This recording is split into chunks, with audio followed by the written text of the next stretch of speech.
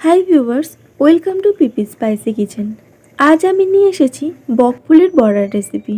শীতের দুপুরে গরম ডাল ভাত অথবা বিকালে গরম চায়ের সাথে এরকম একটা বড়ার রেসিপি থাকলে কিন্তু মন্দ হয় না। বকফুলগুলোকে 5 মিনিটের জন্য জলে রেখেছিলাম। প্রত্যেকটা বকফুলের মধ্যে একটা করে মোটা ডাঁটা রয়েছে, সেই ডাঁটাগুলোকে বাদ দিয়ে দেব। এইগুলো থাকলে বকফুলের বড়াটা কিন্তু খেতে তেতো লাগবে, তাই অবশ্যই করে এগুলোকে বাদ দিয়ে দিতে হবে। ফুলের মোটাগুলোকে আমি রেখেই দিয়েছি, কেননা এগুলোকে ধরে বেশ খাওয়া যায়, আর এগুলো ছাড়িয়ে দিলে একটু ছড়িয়ে ছিটিয়ে যায় ফুলগুলো। প্রত্যেকটা ফুলের ভিতর থেকে এগুলো বের করে ভালোভাবে ধুয়ে নেব। হঠাৎ করে বাড়িতে কেউ চলে এলে গরম চায়ের সাথে মাত্র 5 মিনিটের মধ্যেই টেস্টি ডিশটা বানিয়ে দেওয়া যায় খুব সহজেই। বড়ার ব্যাটারটা বানানোর জন্য এখানে আমি নিয়েছি ছোটো বাটির 1 বাটি বেসন।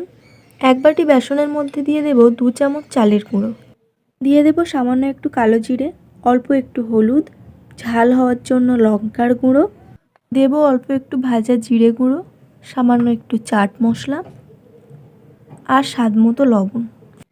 এই সমস্ত শুকনো উপকরণগুলোকে একটু ভালোভাবে মিশিয়ে নেব। আচ্ছা, এখানে চালের গুঁড়োর পরিবর্তে কিন্তু কর্নফ্লাওয়ারও দেওয়া যায়, আর যদি কিছু না থাকে তাহলে শুধু বেসন দিয়েও করা যায়।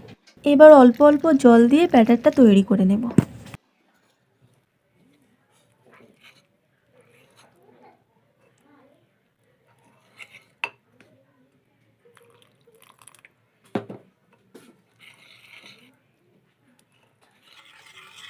ব্যাটারটা এরকম মোটা করেই তৈরি করেছি। এবার এর মধ্যে দিয়ে দেব 2 চামচ গরম তেল। বড়াটা ভাজার জন্য যে তেলটা আমি রেডি করেছি সেখান থেকে 2 চামচ তেল দিয়ে দিলাম। তেলটা দিলে কিন্তু বড়া ভাজাটা বেশ মুচমুচে হয়। এরপর বেসনের মধ্যে বকফুলগুলোকে এভাবে কোট করে নিয়ে তেলের মধ্যে দিয়ে দেব।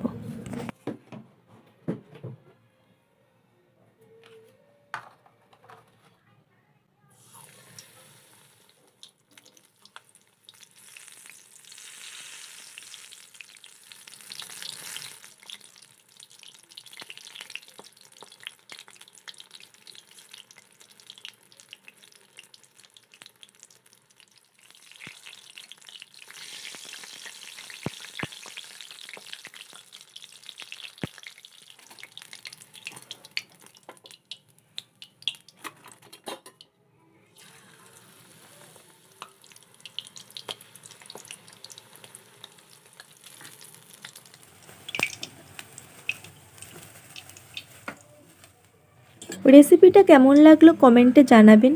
ভালো লাগলে একটা লাইক, একটা সাবস্ক্রাইব করে পাশে থাকবেন। দেখা হচ্ছে নেক্সট ভিডিওতে।